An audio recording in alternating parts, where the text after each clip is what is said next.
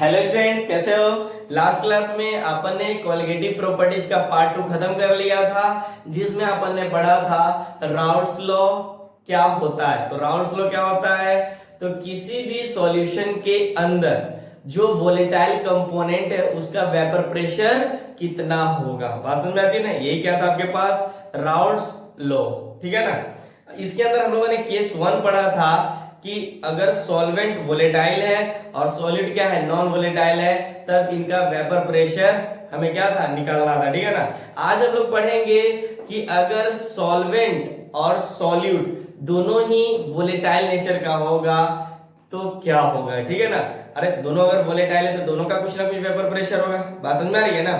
ठीक, लेकिन case 2 start करने से पहले जो अपन ने लास्ट क्लास में खत्म किया था उसमें सिर्फ एक क्वेश्चन किया था, ठीक। आज उससे रिलेटेड कुछ क्वेश्चन करते हैं, फिर हम लोग मूव करेंगे केस 2 पे। बात समझ में आती है ना।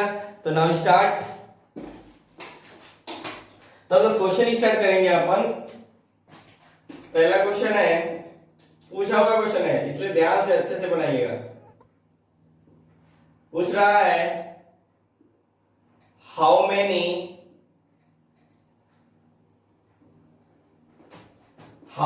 grams of glucose should be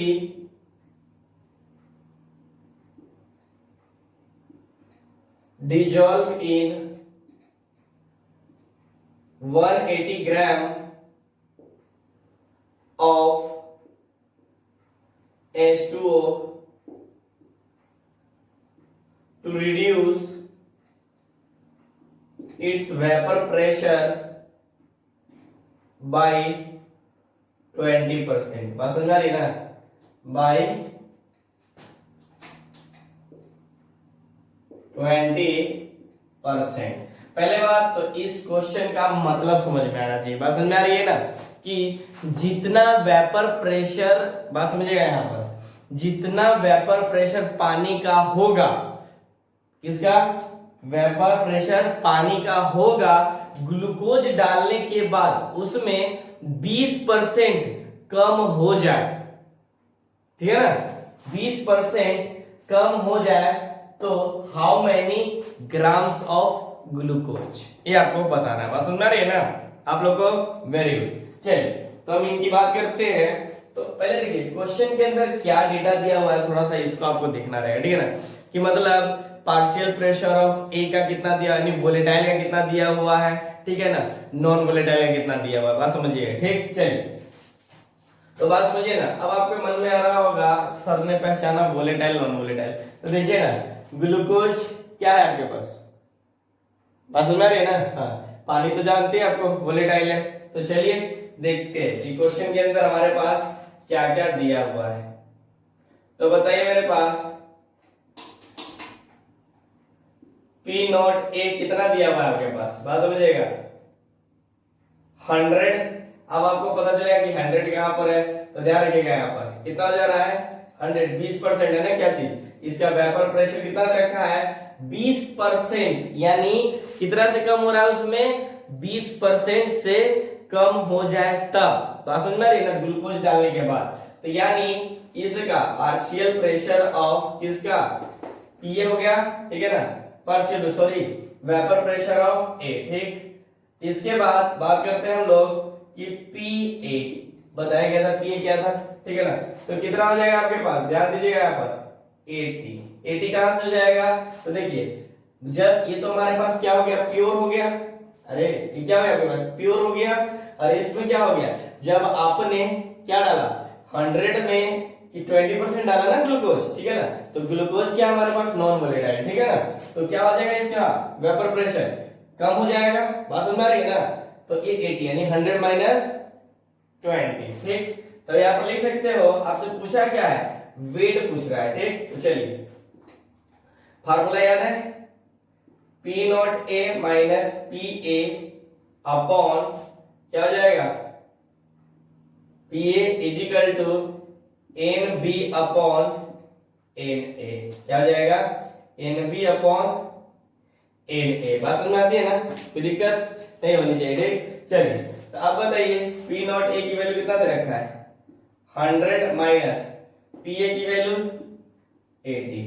अब बताओ नीचे कितना दे रखा है, याद कीजिए मैंने दो फार्मूला बताया था लास्ट क्लास में, ठीक है ना। केस 1 के अंदर जब अपन ने पहले एक आरएलबीपी निकाले थे, फिर उसी को अपन ने प्लॉट दिया था, ठीक है ना। तो ये वाला आया था हमारे पास, बस इसके अंदर डेटा पुट अप करना है तो हमारा सब निकल जाएगा, ठीक। तो यहाँ पर कितना हो जाएगा आपके पास 80 इजिकल टू, बताइए यहाँ पर किसका वैल्यू दे रखा है, देखो ना यहाँ पर दिया होगा ना, how many grams of glucose should be dissolve in 180 ग्राम, ठीक है ना, ऑफ H2O, ठीक है। अब देखिए H2O तो मोल निकालना है हमें, ठीक है ना। तो देखिए Nb किसके लिए यूज करते हो आप लोग, बताइए हाउ मेनी ग्लूकोज, मतलब Nb किसके लिए यूज कर रहे हो आप लोग, ये डेटा किसका दे रखा है देखो ना 180 ग्राम ऑफ वाटर, ठीक है ना, वाटर के लिए दे रखा है, ठीक है ना। और ये आप हमेशा जो बी वाला टर्म है अपन किसके लिए यूज कर रहे थे, अपर वाला सॉल्यूट के लिए, ठीक है ना।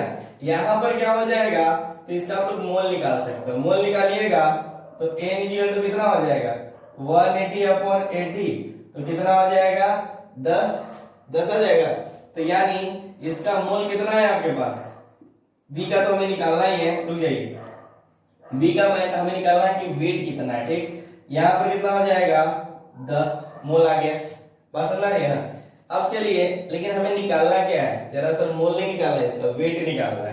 तो ये देखिए यहाँ पर ये निकाल सकते हो आप लोग 20 अपॉन 80, 20 अपॉन 80, इसके बाद यहाँ पर क्या हो जाएगा, इसको मल्टीप्लाई कर दीजिए, ये हो जाएगा आपके पास 10 इजिकल टू NB, ठीक। तो देखो ये काट देंगे इसको ऐसे, ठीक है ना, 2 चौका 8 और 10, तो हम लिख सकते हैं NB इजिकल टू कितना, यहाँ पर देखो 10/4, ठीक है ना, क्या हो सकता है 10/4।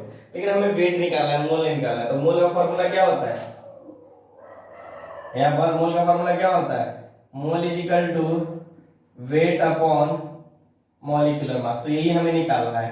तो ये निकालना रहेगा तो हमें क्या करना लगेगा, वेट ऑफ किसका H2O का, वेट ऑफ H2O का नहीं, वेट ऑफ किसका निकालना है आपको, ग्लूकोज का, ठीक है ना, ग्लूकोज का। तो कितना हो जाएगा आपके पास, देखिए N इंटू MM, ठीक। तो मोल कितना दिया हुआ है इसका, क्या गया आपके पास,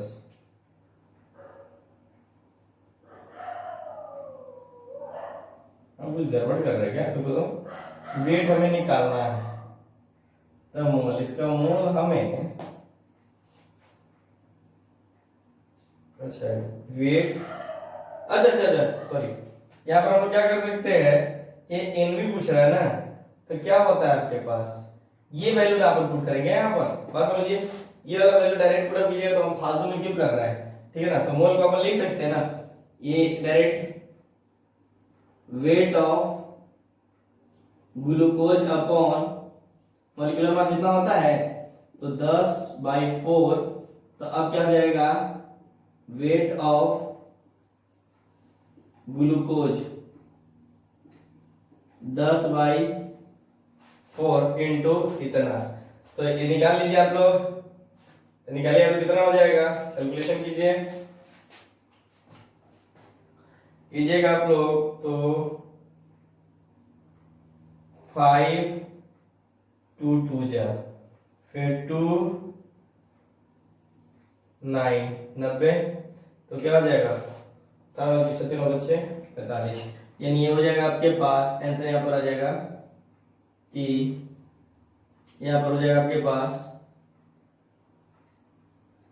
450, किसमें आएगा ग्राम में, निकाल लीजिए, बहुत आसान है, ठीक है ना। यही आपका पूछा हुआ है, एक मतलब किसी एग्जाम में पूछा हुआ है, मुझे ईयर नहीं पता किस एग्जाम का, ठीक है ना। तो ध्यान रखिएगा हमेशा, ठीक। ये पॉइंट आप लोग भी नोट कर सकते हो, ठीक है ना, जल्दी नोट कर लीजिए, मैं इसको मिटाता हूं। चलिए अगली क्वेश्चन की बात करते हैं, ठीक है। अगला क्वेश्चन है आपके पास 20 gram of a non-volatile solute is dissolved in 156 gram of benzene. ठीक है, if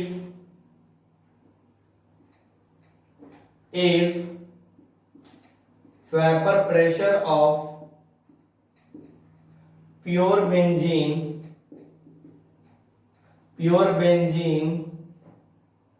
at that temperature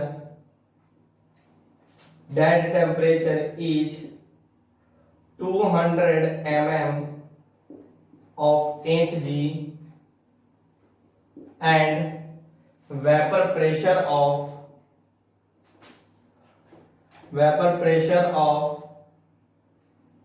solution. मतलब इस तरह का भी क्वेश्चन दिया जा सकता है कि लैंग्वेज आपको परेशान कर रहे, लेकिन लैंग्वेज से डरना नहीं है, आपको बस ये देखना है कि प्योर सॉल्वेंट कौन सा है और सॉल्यूट कौन सा है, ठीक है ना। और जो सॉल्यूट दिया हुआ है नॉन वोलेटाइल है कि वोलेटाइल है, ये आपको बहुत सारी बच्चों की प्रॉब्लम होती है कि वोलेटाइल और नॉन वोलेटाइल की क्या होता है, ठीक है ना। मतलब इनके एग्जांपल्स की भी बात कर सकते हैं, ठीक है ना।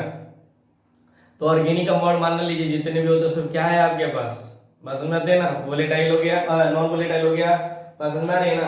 हालांकि मैं एग्जांपल दे दूंगा जिससे आपको सुविधाएं बहुत सारी हो, ठीक है ना। हालांकि जस्ट इसके बाद जब राउट्स लॉ खत्म होगा आइडियल और नॉन आइडियल के अंदर आएंगे तो आप पर एग्जांपल के बिना आप क्वेश्चन ही नहीं बना पाएंगे, क्योंकि बोर्ड वगैरह में आपसे पूछ लेगा कि 2-3 हमें आइडियल का एग्जांपल बताइए, ठीक है ना। कंपटीशन में आपको कुछ भी 4 ऑप्शन देंगे उसमें से एक आइडियल दे देगा तो पूछेगा कौन सा आइडियल है, ठीक है ना। बस यही होता है पूछने का तरीका कंपटीशन और बोर्ड का। बट ये चैप्टर भी बहुत इंपॉर्टेंट है, बस समझ में आइएगा, समझ में आ रहा है ना। चलिए यहाँ पर देखिए, तो क्वेश्चन को हम लोग कंप्लीट करते हैं। 200 mm of Hg and vapor pressure of solution is 150 mm of Hg, then अब आपको बताना है calculate molar mass of solute, ठीक है ना। सॉल्यूट का मोलर मास कितना होगा, ठीक है। थोड़ा सा क्वेश्चन आप लोग रीड कीजिए, जब तक आप लोग रीड नहीं कीजिएगा तो फिर थोड़ी सी आपको क्या हो जाएगी, थोड़ी सी प्रॉब्लम होगा, ठीक है ना। इसलिए थोड़ा सा अपने से समझने का प्रयास कीजिए कि आपके पास आप लोग भी, ठीक है ना। चलिए ठीक, आप लोग ठीक है, ठीक चलिए अपन क्या करते हैं कि इसके अंदर कि प्योर सॉल्वेंट का आपके पास कितना प्रेशर दिया हुआ है, वेपर प्रेशर दिया हुआ है, और जब आपने मिक्स कर दिया तब यानी सॉल्यूशन का कितना दे रखा है, ठीक है ना। जब तक कि आप लोग नहीं निकालिएगा तब तक क्वेश्चन नहीं बन पाएगा, क्योंकि हम लोग किसी तरह का भी कोई क्वेश्चन पूछे फार्मूला यही लगा रहे हैं, अरे यही लगा रहे हैं ना, थोड़ा सा ध्यान देना पड़ेगा। क्योंकि अपर वाले को जो अपन लिख रहे, क्या चीज लिख रहे थे, देखिए इसे एक और अपन ने फार्मूला पढ़ा था, बात समझ में आ रही है ना। यही दिक्कत होती है कि कौन सा कहाँ लगाना है, एक बार आप लोग बनाना सीख जाइएगा तो फिर कभी कोई प्रॉब्लम नहीं आएगी, बात समझ में आ रही है ना। चलिए ठीक, तो इसमें आपको बताना है कि सॉल्वेंट का कितना ये दिया हुआ है वेपर प्रेशर, आप बताइए थोड़ा सा चुन के, ठीक है। यहाँ पर ध्यान दीजिएगा कि उसने दिया है यहाँ पर कि 20 gram of non volatile solute, ठीक है ना, is dissolve in 150 gram of benzene. अगर vapour pressure of pure benzene दिया हुआ है at that temperature 200 mm of Hg, मतलब 200 mm ऑफ Hg क्या दिया हुआ है, प्योर दिया हुआ है, ठीक है ना। प्योर से आपको समझ में आ जाना चाहिए प्योर का वेपर प्रेशर, मतलब P0A का कितना दिया हुआ है, 200 दिया हुआ है, समझ में आ रही है ना। तो ठीक है, ये हमारी पॉइंट आती है। इसका मतलब ये दिया हुआ है and vapour pressure of solution is, अब देखो सॉल्यूशन का दिया हुआ मतलब उसके अंदर क्या मिक्स है, कोई सॉलिड मिक्स है, ठीक है ना। तो उसका दिया हुआ है आपके पास PA इक्वल टू कितना, 150 mm ऑफ Hg दिया हुआ है। ठीक, आपसे पूछ क्या रहा है, calculate the molar mass of solid, यानी calculate the molar mass of solid, फिर से यही पूछ रहा है ये, लेकिन अब की बार मोलर मास पूछ रहा है। इससे पहले क्या पूछा था, वेट पूछा था। बात समझ में आती है ना, तो ध्यान दीजिएगा।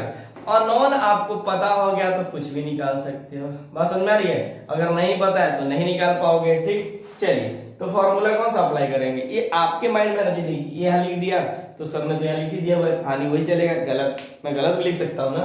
चलिए तो हम क्या करते हैं, हम तो डायरेक्ट अब यहाँ से भी देखे ना, इन सबका वैल्यू पुट अप करके ये यही तो हमें मतलब ये वैल्यू दे रखा है, इसमें से निकालना है आपको, ठीक है ना। सॉलिड का क्या निकालना है, मोलर मास निकालना है। इसका मतलब वेट दिया होगा, देखो ना 20 ग्राम ऑफ नॉन वोलेटाइल ग्राम दिया हुआ, आपको मोलर मास निकालना है। तो पहले चलिए देखिए कि अननोन क्या चीज है, जो अननोन होगा वही निकालिएगा। तो यहां पर देखिए, वी नो क्या चीज, P naught A minus P A upon, यहां पर क्या हो जाएगा, P A.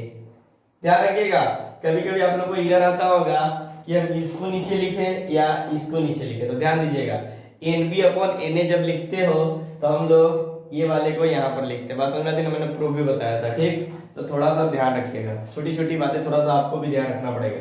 P A is equal to N B upon N A. ठीक, अब देखिए वैल्यू पुट अप कीजिए सबका, तो पी नॉट ए की वैल्यू कितना दे रखा है, 200 माइनस 150 अपॉन 150। आप बताइए कि एनबी, यहां पर एनबी की वैल्यू कितना दे रखा है। अब मोल आपको किसका निकालना है, सॉल्वेंट का। तो सॉल्वेंट का मोल आप कैसे निकालोगे बताइए, थोड़े से बताइए, आप नहीं बताइएगा तो कौन बताएगा। सॉल्वेंट का मोल आप बताइए, कोई भी कमेंट में लिख सकते हो, जल्दी।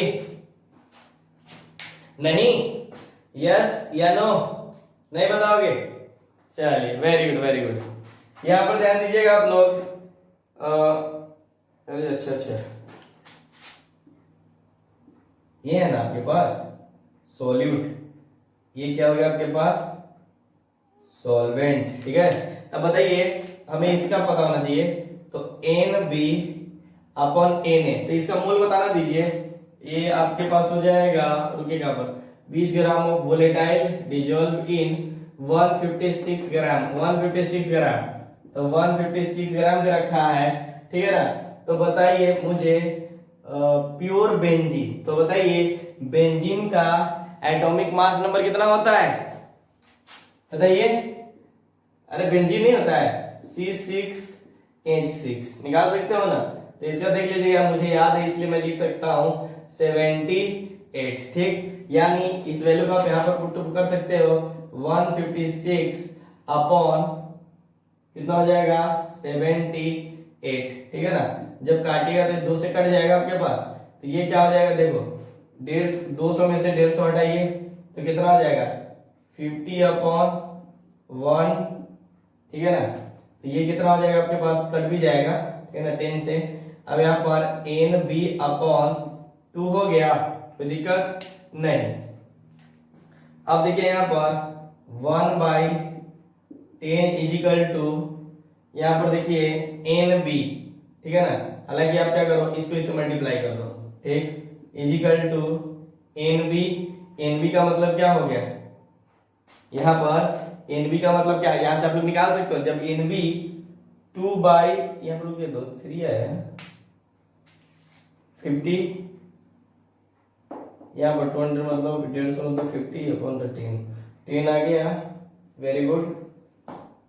हाँ ठीक, तो ये हो गया आपके पास 2/10, तो 2/10 करेंगे तो 5 आ जाएगा, 5 है ना। ये समझ में आ रहा है कि 5 कैसे आया, यस या नो, कमेंट जल्दी लिखिए। यहाँ पर आ गया ना आपके पास, ये 2 आ गया, यहाँ पर क्या हो जाएगा 50, 150 आपके पास दे रखा है, तो 1 बाई मतलब ये कितना दे दिया आपके पास, कट जाएगा तो कितना आ जाएगा 1/5 इजिकल टू एन बी। ठीक, जब ये एन बी आ गया तो आप क्या कर दीजिए, मोल दिया हुआ आपके पास, ध्यान दीजिएगा थोड़ी सी बात, कि एक इसको तोड़ेंगे तो आपके पास दे देगा weight upon mm is equal to क्या दिया हुआ है यहाँ पर 1/5। तो मोलर मास से निकालना है तो वेट आपके पास दे रखा है, वो कितना दे रखा है तो देखिए 20 ग्राम, 20 अपॉन mm, ठीक, इजिकल टू 1 इतना। तो हम लोग का आंसर तो ज्यादा आ जा रहा है, ये हो जाएगा ना, ये यहां से निकला आपके पास, थोड़ा सा यहां से आप लोग रीअरेंज कर लीजिएगा, ठीक है ना। यहां से जो है एनबी को मैं बता देता हूं यहाँ पर कि यहाँ पर ध्यान दीजिएगा एनबी, तो इसको लिख सकते हैं direct weight by mm is equal to कितना है यहाँ पर 1/5, ठीक है ना, क्योंकि ऊपर चला जाएगा, यहाँ पर देखिए ये जब ऊपर जाएगा, ठीक है ना, तो 10 से कट जाएगा ना, अरे 0, ओहो गलत गलत, ये गलत हो रहा है ना, अरे 0 से 0 कटेगा, ठीक है, ये गलत हो रहा था, तो 5 दिया, ठीक है ना, 5 3 जा, ये कैलकुलेशन थोड़ी सी गलत हो रही थी, तो लिख सकते हैं एन बी इजिकल टू, यहाँ पर क्या हो जाएगा एन बी इजिकल टू, ठीक है ना, तो 2/3, 2 ऊपर चला जाएगा, ठीक है ना, 2/3। तो अब यहां से आराम से निकाल सकते हो आप लोग वेट ऑफ किसका, वेट ऑफ के पास नॉन वोलेटाइल, ठीक है ना, तो मैं लिखने की जरूरत नहीं है, mm इजिकल टू 2/3, ठीक है ना, तो वेट कितना दिया हुआ है 20, यहाँ पर लिख सकते हैं आपको कि 20 अपॉन mm इजिकल टू 2/3, ठीक है, तो यहाँ पर लिख सकते हो एम की वैल्यू, जब इसको मतलब इसको ऊपर ले जाइए ना, और इसको नीचे ले जाइए और इसको ऊपर ले जाइए, ठीक है ना, तो कितना आ जाएगा डायरेक्ट 30 हो जाएगा, ठीक, थोड़ा सा ध्यान दीजिएगा, ठीक है ना, वेरी गुड। चलिए ये भी क्वेश्चन बहुत अच्छा है, जब मैंने लास्ट क्लास में किया था तो मेरे मन में आया कि क्वेश्चन ऐसा भी होना चाहिए, ठीक है ना, तो सॉल्यूट का मोलर मास किस तरह से निकालते हैं ध्यान रखिएगा, ठीक। चलिए एक लास्ट क्वेश्चन कराता हूं, फिर इसके बाद अपने पॉइंट पे आते हैं।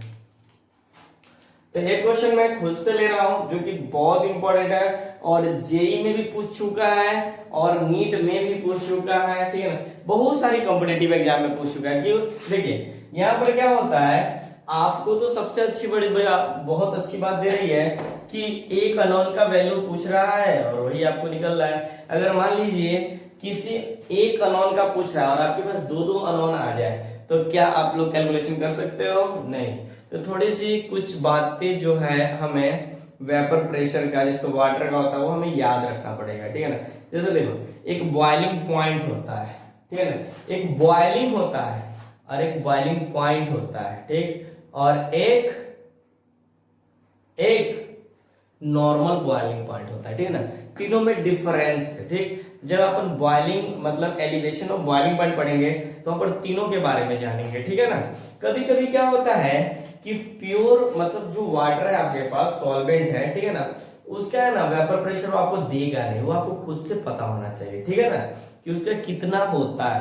तो चलिए मैं बताता हूं, उसी पे रिलेटेड क्वेश्चन मैं करा देता हूं, ठीक है ना। यहां पर ध्यान दीजिएगा, ये जेई में पूछ चुका क्वेश्चन, आप लोग लिख भी लेना। जेई में 30 gram of a non volatile solute is dissolved in 36 gram of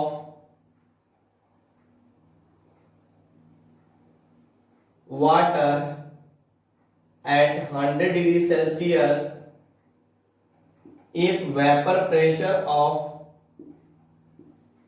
solution is 570 mm of Hg, then calculate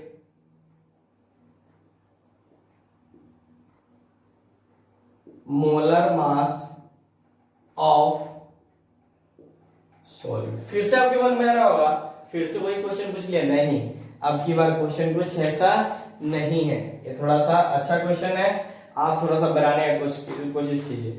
ये जेई में बहुत सारा मतलब बहुत इंपॉर्टेंट क्वेश्चन है, मतलब जेई में पूछ चुका है और बहुत बार पूछा हुआ है, मैं कहाँ लिखूं। ठीक है, चलिए यहाँ पर आ जाइए, इसके सॉल्यूशन की बात करते हैं।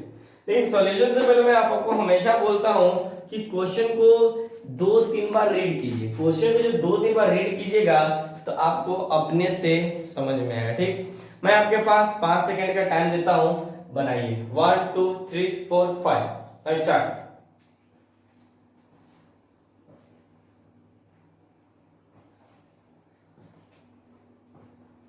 खत्म, चलिए 5 खत्म हो गया। यहां पर देखिए सबसे बड़ी बात यहां पर, ठीक, कि आपके पास 30 ग्राम यानी 30 ग्राम ऑफ नॉन वोलेटाइल सॉलिड दिया हुआ है, is dissolve in 36 gram of water. यानी 30 ग्राम नॉन वोलेटाइल को आपने डिजॉल्व किया हुआ है कहां पर, 36 gram of water at 100 degree Celsius. मतलब उसका जो बॉइलिंग पॉइंट होता है किसका, वाटर का। ठीक, अगर वेपर प्रेशर ऑफ सॉल्यूशन यानी PA का दे रखा है आपके पास, ठीक है ना, P0A का नहीं दे रखा है, ठीक है ना, और पूछ भी नहीं रहा है, इसका ध्यान रखिएगा। और PA का आपके पास दे रखा है 570 mm ऑफ, लीजिए दिखेगा नहीं, 570 mm ऑफ Hg, बात समझा रही है ना, ये दे रखा है। ठीक, और आपके पास क्या क्या दे रखा है, ध्यान दीजिएगा, P0A माइनस PA, पूछ तो रहा है वही मास ऑफ सॉल्यूट, तो मास ऑफ सॉल्यूट आपके पास फार्मूला यही यूज हो जाएगा कि NB अपॉन Na, ठीक है ना, NB अपॉन Na।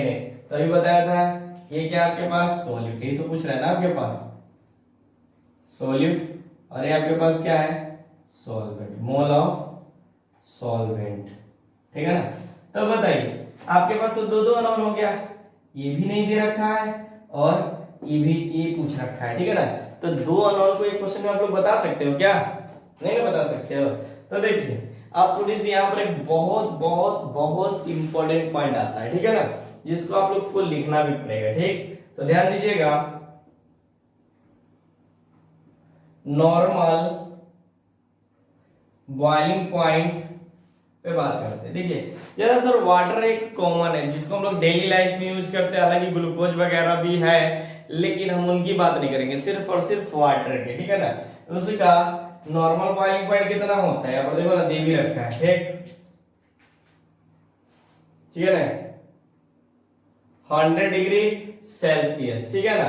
लेकिन ध्यान रखिएगा मैं यहाँ पर सिर्फ और सिर्फ बात करूंगा ओनली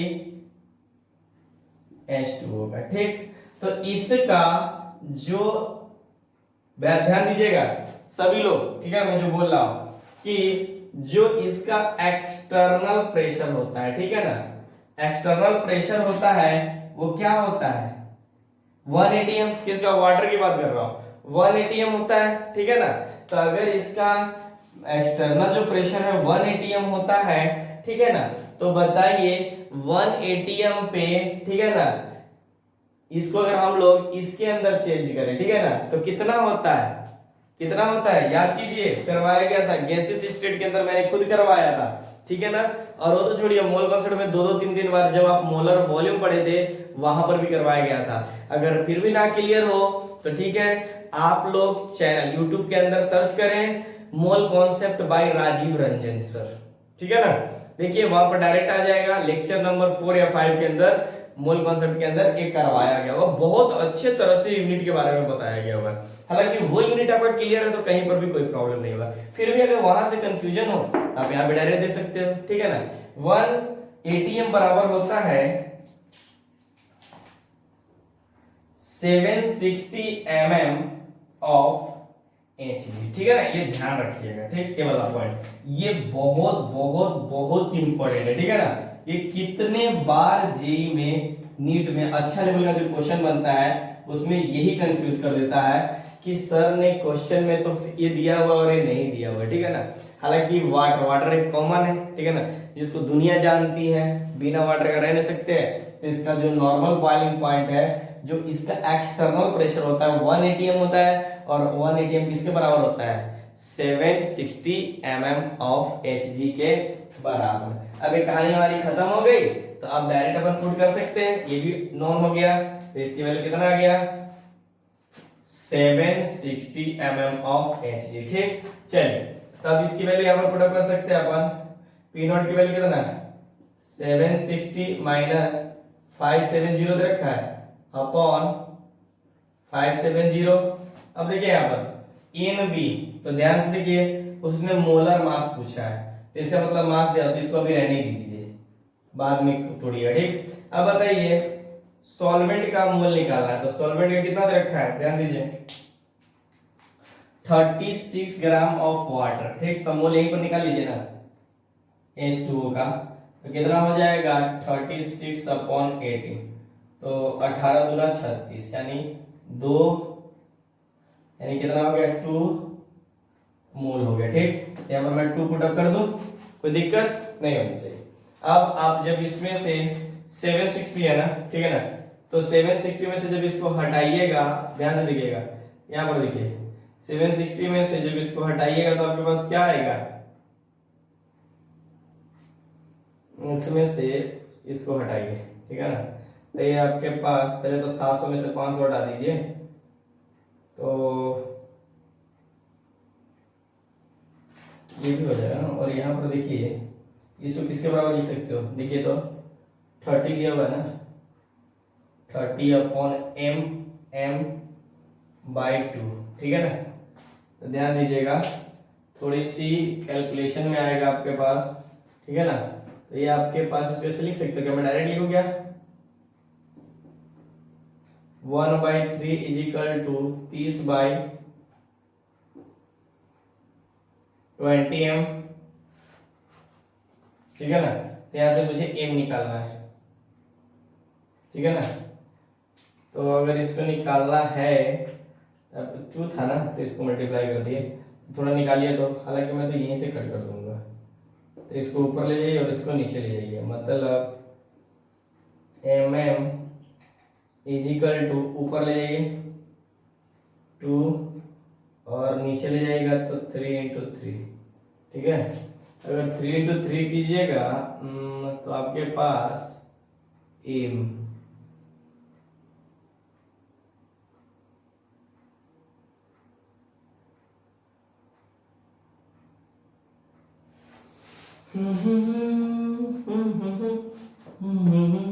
कुछ गड़बड़ा तो नहीं रहा है बाबू? इसको क्या कर दीजिए, रुक जाइए, मैं आसानी से और ले जाता हूँ।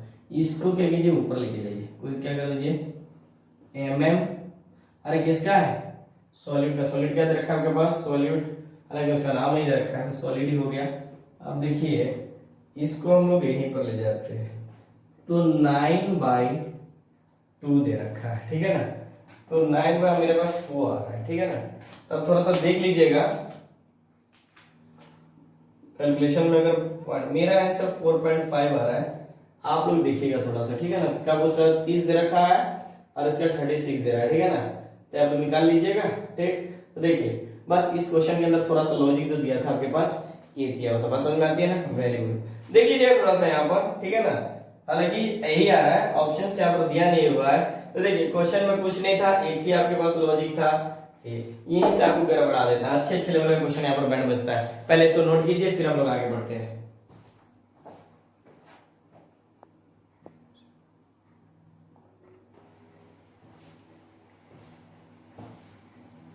चलिए बेटा आता हूं,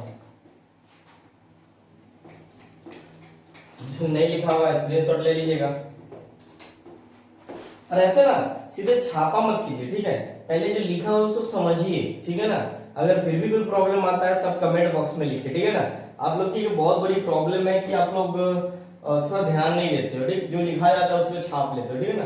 हर पॉइंट को सोचिए, जैसे ये कैसे आया, किस तरह से आया, कहां से आया होगा, इनका बोलने का मतलब क्या है, क्योंकि बाद में कंफ्यूजिंग पॉइंट हो जाएगा आपका कि सॉलिड हम किसको बोल रहे हैं, सॉल्वेंट किसको बोल रहे हैं, ठीक है ना। ये प्योर प्रेशर कौन है, मतलब वेपर प्रेशर कौन सा है, ठीक है ना। और इम्प्योर क्या है, सॉल्यूशन कौन सा है, ठीक है ना। तो ये सब बातों को ध्यान रखना पड़ेगा, ठीक है ना, नहीं तो फिर उड़ जाओगे। जैसे वेपर प्रेशर उड़ जाता है ना, उसी तरह से। हालांकि हमें मत कहना कि कंडेंस भी हो जाता है। चलिए अब आते हैं हम अपने सेकंड केस के ऊपर। सेकंड केस क्या है हमारे पास, सभी ध्यान दीजिएगा।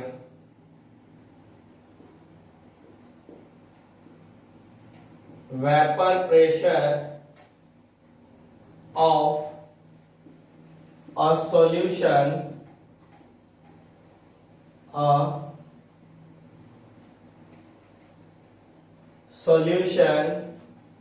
of a solution, ऐसे लिखे, ऐसे गलत हो जाएगा, solution containing volatile solute। समझ में आ रही है क्या चीज, volatile solute। रीड मार्कर क्या गया, हाँ है गो, चलो कोई बात नहीं, वोलेटाइल सॉल्यूट, ठीक है ना। तो देखिए यहाँ पर मैं एक बात यूज करूंगा, छोटी सी बात करूंगा जो कि बहुत इंपॉर्टेंट होगा, ध्यान रखिएगा। इनके साथ आप लोग बना लीजिएगा अच्छे खासे। जैसे ध्यान दीजिए, यहाँ पर हम लोग बात करते हैं सॉल्यूशन की, ठीक, किसकी बात कर रहे हैं, यहाँ पर जो सॉल्यूशन दिया हुआ है, ठीक। तो सॉल्यूशन, अब की बार क्या हुआ है ना कि आपके पास जो सॉल्यूट और जो सॉल्वेंट दिया गया हुआ है, यानी दोनों ही कैसा है, वोलेटाइल है। इससे पहले हमने जो लिया था सॉल्वेंट हमारा क्या था, वोलेटाइल था, सॉल्यूट क्या था हमारे पास, नॉन वोलेटाइल था। बात समझ में आ रही है ना, जिसकी वजह से क्या हो रहा है, नॉन वोलेटाइल का वेपर प्रेशर नहीं बनता है। तो हम लोग किसका से वेपर प्रेशर की बात कर रहे थे, वोलेटाइल की, ठीक। लेकिन यहाँ पर दोनों का बनेगा, ठीक है ना, तो दोनों का वेपर प्रेशर होगा तो दोनों का ऐड होगा, ठीक है ना, दोनों का वेपर प्रेशर ऐड होगा, इसका सॉलिड का और सॉल्वेंट का। तो हम देखते हैं कि जब दोनों यूज कीजिएगा तो सॉल्यूट और सॉल्वेंट का नेचर क्या होगा, फिजिकल स्टेट क्या होगा, ठीक है ना, वेपर प्रेशर क्या होगा, मोल किस तरह से निकालेगा, मोल फ्रैक्शन किस तरह से निकालेगा, इन सब की पहले बात कर लेते हैं ताकि बेसिक्स पॉइंट क्लियर रहेगा। तो हमें ये वाले पॉइंट को समझना बहुत ही आसान रहेगा। जैसे मेरा कहने का मतलब समझिए, जैसे मैं पूछूं, इसको थोड़ा सा और इधर कर दीजिए, ये सॉल्यूशन है जो ऊपर लिखा हुआ है, मैं थोड़ा अजीब तरह से लिखता हूं ना। देखिए जैसे मैं इनकी बात कर रहा हूं, सबसे पहले फिजिकल स्टेट की, ठीक है ना। तो बताइए इनकी फिजिकल, पहले किसकी फिजिकल स्टेट की बात कर रहा हूं, ये आपके पास दिया हुआ है सॉल्यूट। देखिए सॉल्यूट को हमेशा मैं बी लेता हूं, सॉल्वेंट को हमेशा मैं ए लेता हूं, ठीक। अब देखिए ये जो सॉल्यूट है, मैं इसकी बात कर रहा हूं फिजिकल स्टेट, ठीक। तो फिजिकल स्टेट इनका लिक्विड है और इनका भी क्या है, लिक्विड है। बात समझ में आ रही है ना, कोई दिक्कत नहीं होनी चाहिए। उसके बाद बात करता हूं मैं कि ये किस नेचर का है दोनों, तो ये हो जाएगा आपके पास वोलेटाइल, ठीक है। ये भी कैसा हो जाएगा आपके पास, वोलेटाइल, ठीक है ना। उसके बाद अगर आपसे पूछा जाता है इनका वेपर प्रेशर कितना हो जाएगा, इसका इनका वेपर प्रेशर कितना हो जाएगा, तो कुछ नहीं, ये बी है ना, तो इसको लिखेंगे पी नॉट बी और इसको क्या बोलेंगे, पी नॉट ए, ठीक। इसके बाद बात करते हैं हम लोग मोल्स की, ठीक। तो इसका जो हो जाएगा आपके पास एन बी, कहने का मतलब ये क्या हो जाएगा आपके पास, weight of B upon molecular mass of B, B मतलब सॉल्यूट, यानी इसकी बात करें तो एन ए मतलब W A upon M M A, molecular mass of solvent, ठीक। एक और बात कर लेते हैं हम लोग मोल फ्रैक्शन की, ठीक। तो मोल फ्रैक्शन कितना हो जाएगा, एक्स बी यानी N B upon N A plus N B, फिर यहां पर X is equal to N A upon N A plus N B. बस समझ में आ रही ना। समझ आ रही है ना, वेरी गुड। फिर आप लोग एक बात याद रखिएगा हमेशा, x A plus X B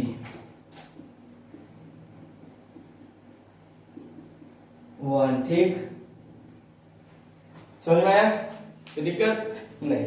ये कुछ छोटी छोटी पॉइंट है जो कि आप लोग को थोड़ा सा देखना पड़ेगा, ठीक। चलिए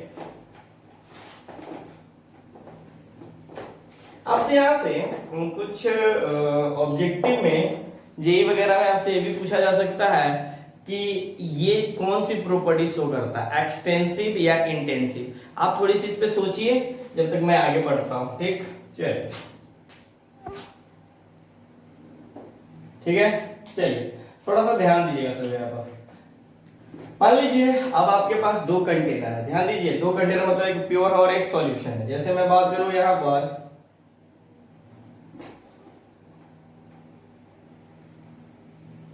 एक ही कंटेनर है और आपके पास एक ही कंटेनर दिया हुआ, ठीक। यहां पर ध्यान दीजिएगा,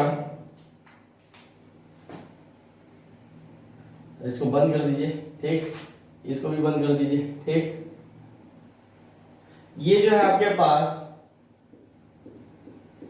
P नॉट ए है और ये आपके पास जो दिया हुआ है P नॉट बी दिया हुआ है, थोड़ा सा समझिएगा।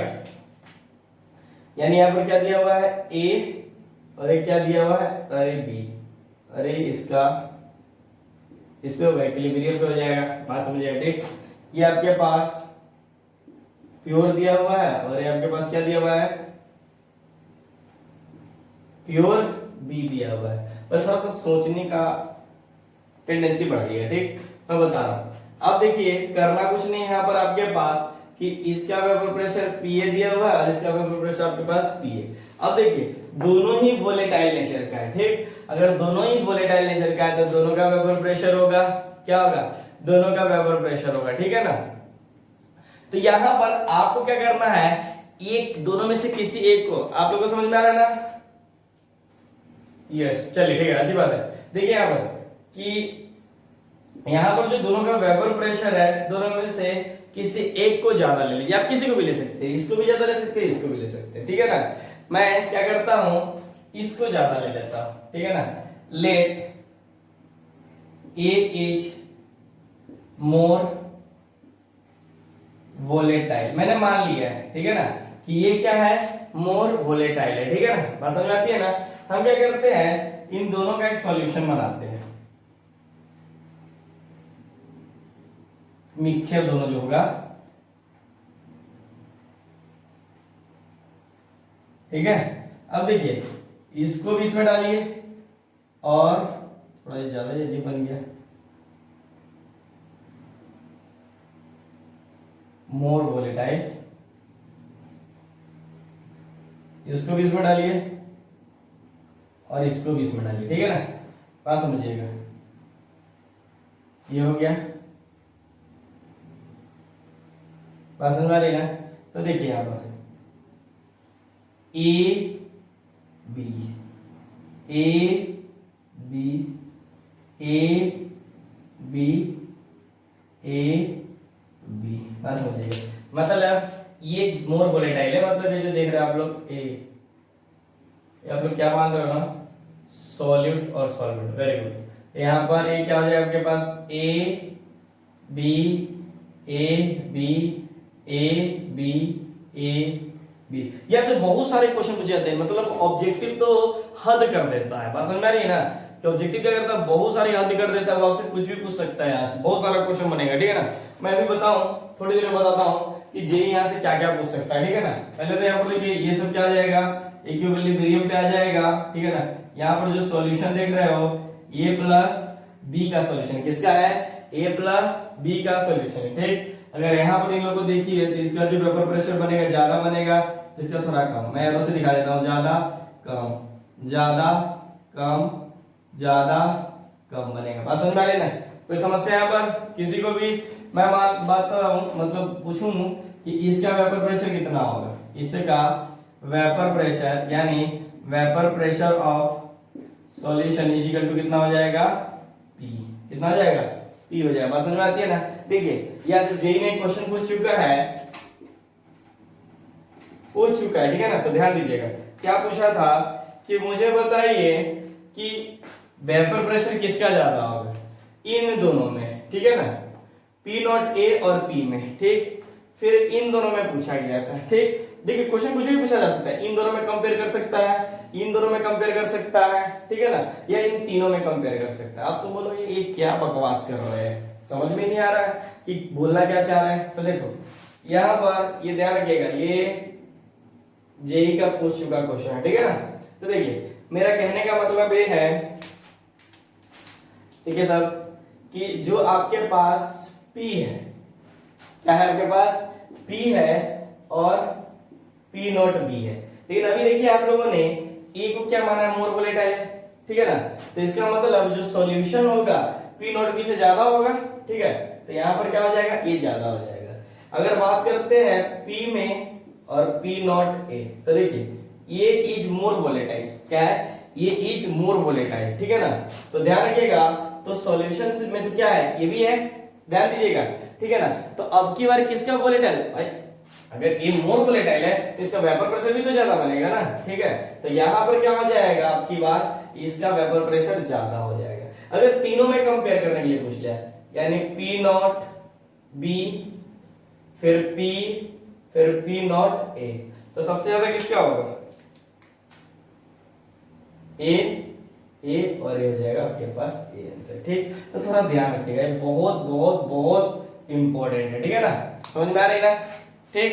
चल यहां से आपसे बहुत सारी चीजें पूछा जा सकता है, लाइक आपसे पूछा जा सकता है ये जो प्रॉपर्टीज, यानी जो वेपर प्रेशर है किस तरह की प्रॉपर्टीज है, एक्सटेंसिव या इंटेंसिव, बताइए। आप लिख सकते हो, मैं बोल रहा हूं बस उसी को लिखिएगा, ठीक है ना।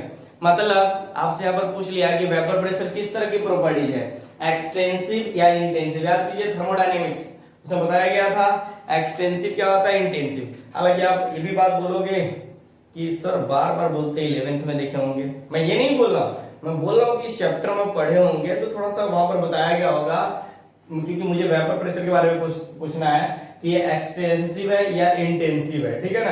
हालांकि याद कीजिए मैं जब पढ़ा रहा था तो वहां पर एक ट्रिक बताया था, इंडिपेंडेंट, ठीक है ना।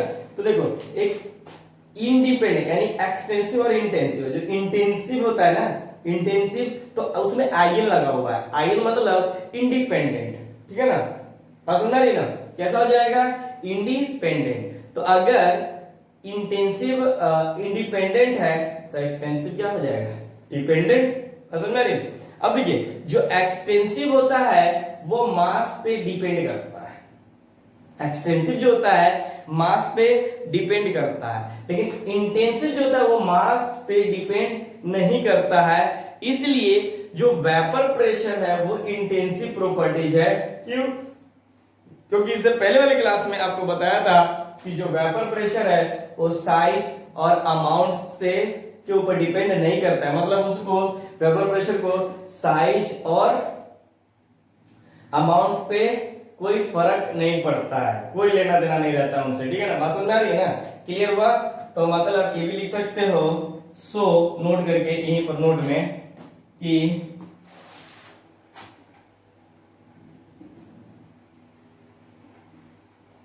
Vapour pressure is a intensive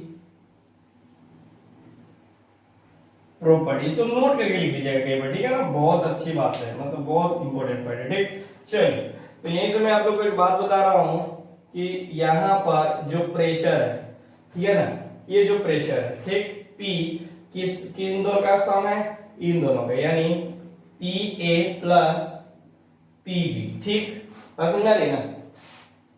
फिर अगर मैं पूछूं यहाँ पर PA क्या है, ध्यान दीजिएगा, यहाँ पर PA क्या है, ध्यान दीजिए। अगर मैं यहाँ पर पूछूं कि PA क्या है तो बताओ क्या हो जाएगा, यानी जो PA है वो वेपर प्रेशर ऑफ किसका है, A का, यानी vapour of pressure of A in solution, तो अगर मैं बोलूं PA की वैल्यू क्या हो जाएगी, आप डायरेक्टली प्रोपोर्शनल किसके था, मोल फ्रैक्शन ऑफ सॉल्यूट, ठीक है ना। यहाँ देखिए, तो इस साइन को हटाते थे तो आपके पास आता था पी नॉट ए, ये पढ़े थे आप लोग केस 1 में, और ये क्या हो गया आपके पास एक्स ए। ठीक, इसी तरह से बात करते हैं पी बी की, तो कुछ नहीं, vapour pressure of B in solution. तो इसी तरह से P B is equal to जो हो जाएगा आपके पास क्या हो जाएगा, vapour pressure of B, sorry ऐसे मत लिखिए, P naught B A X B हो गया। ठीक है, कोई दिक्कत, समझ में आया? Very good. तो अब क्या है, हमें तो क्या निकालना है, पी निकालना है। ठीक, तो जब पी निकालिएगा आप लोग यहां से, सभी ध्यान से देखिएगा, तो जो पी हो जाएगा आपके पास वो क्या हो जाएगा, दोनों का सम, तो पी की वैल्यू कितना है, P naught A into X A plus P naught B is equal to X B. क्या आपका आता है पहला फॉर्मूला। ठीक, समझ आया या नहीं आया? Very good. वी नो, आप लोग ये भी जानते हो ठीक, कि X A plus X B is equal to 1 होता है, यस है नो? तो इसलिए आप लोग क्या कर सकते हो, एक्स ए को भी लिख सकते हो और एक्स बी को। तो मैं यहाँ पर अभी एक्स ए की बात कर रहा हूं, तो 1 माइनस एक्स बी हो जाएगी। ठीक है ना, तो हमको इसको सबको किस में चेंज करना है, बी के टर्म में। ठीक है ना, किसके टर्म में, बी के टर्म में। तो इस वैल्यू को अपन यहाँ पर कर दे क्या, ठीक, तो क्या हो जाएगा, p इज इक्वल टू, यहाँ पर देखिए पी नॉट ए, तो एक्स की वैल्यू 1 माइनस एक्स ए, ठीक है ना, 1 माइनस एक्स बी, सॉरी ध्यान दीजिएगा, इसको आप पुट अप कर रहे हैं यहाँ पर, एक्स बी, फिर आपके पास क्या हो जाएगा यहाँ पर plus P naught B into X B आ गया। बस समझ में ना, एक ही इक्वेशन बन जाएगा आपके पास। हालांकि इसको आप मल्टीप्लाई भी कर सकते हो, लेकिन रहने दीजिए। एक मिनट मार्कर यहीं रह गया था आपका, तो इसको क्या कर दीजिए, ए कर सकते हो। ठीक, अगर इसी को किसके टर्म में चेंज करना है, सबको ए के टर्म में चेंज करना है। ठीक है ना, क्या करना है, ए के टर्म में चेंज करना है। तो मतलब यहां पर क्या कर दीजिए, ये आपके पास इक्वेशन आ गया 2। ठीक, अगर आप लोग यहां पर फिर से वही x से plus X B equal to 1 है, तो यहां पर x से निकाले थे ना, वो में एक्स बी निकालना है, तो 1 माइनस एक्स से, समझ में आया? तो जब ये कीजिएगा तो इसके अंदर पुट अप कीजिएगा, तो जो p हो जाएगा आपके पास क्या हो जाएगा, p not a into X A plus यहां पर देखो p नॉट b, फिर 1 माइनस एक्स ए, क्या हो जाएगा 1 माइनस एक्स ए। तो ये जो फॉर्मूला आ गया आपके पास, कैसा आ गया, तीसरा हो गया। ठीक, तो ये तीनों फार्मूला आप लोग ध्यान रखिएगा, जो कि बहुत बहुत बहुत बहुत बहुत इंपॉर्टेंट है। अब देखिए, जब इसको कैलकुलेशन कर दीजिएगा तो इसमें से एक कॉमन भी निकल जाएगा। ठीक है ना, तो थोड़ा सा इसको रीअरेंज भी कर सकते हो आप लोग अपने तरीके से। मेरे पास तो स्पेस ही कम हो गया है, ठीक है ना, रीअरेंज का मतलब नहीं समझे। जैसे देखो पी नॉट ए एक से दिया था, इसको जब इससे मल्टीप्लाई कर दीजिएगा तो देखो पी नॉट बी और पी नॉट बी एक्स ए, तो एक्स ए को कॉमन कर लीजिएगा, तो पी नॉट बी, फिर ये क्या हो जाएगा एक्स ए इंटू क्या हो जाएगा आपके पास, जो भी होगा वो आप लोग लिख दीजिएगा। ठीक, कोई प्रॉब्लम, अगर कोई प्रॉब्लम हो तो आप बता सकते हो। यही है आपके पास राउल्ट्स लॉ। जितने भी थे राउल्ट्स लॉ की हर पॉइंट को डिफाइन कर दिया हमने। अगले क्लास में जब आएंगे तो राउल्ट्स लॉ के ऊपर कुछ ग्राफ है, उस ग्राफ को एक्सप्लेन करेंगे और उस ग्राफ से कुछ क्वेश्चंस करेंगे। जस्ट हम लोग आ जाएंगे आइडियल और नॉन आइडियल पे। ठीक है ना, आइडियल और नॉन आइडियल भी बहुत ही इंपॉर्टेंट है। हर साल बोर्ड में भी क्वेश्चंस आते हैं और कंपटीशन में तो आता है। ठीक, यहाँ पर जितने भी पॉइंट बताए गए हैं जी के लिए, उस पॉइंट को अच्छे से समझिएगा। और एक और बात, एक्सटेंसिव और इंटेंसिव वाला बात यहाँ पर याद रखिए। ठीक है ना, बहुत सारी बातें हैं जो कि आपको बैक पॉइंट से कवर करना पड़ता है। ठीक, तो आपको टेंशन लेने की जरूरत नहीं है। जो भी पॉइंट्स आएंगे उसको मैं अच्छी तरह से डील करते चलूंगा। ठीक है ना, बात समझ में आ रही है? ठीक है, चलिए फिर मिलते हैं नेक्स्ट क्लास में। Okay, thank you.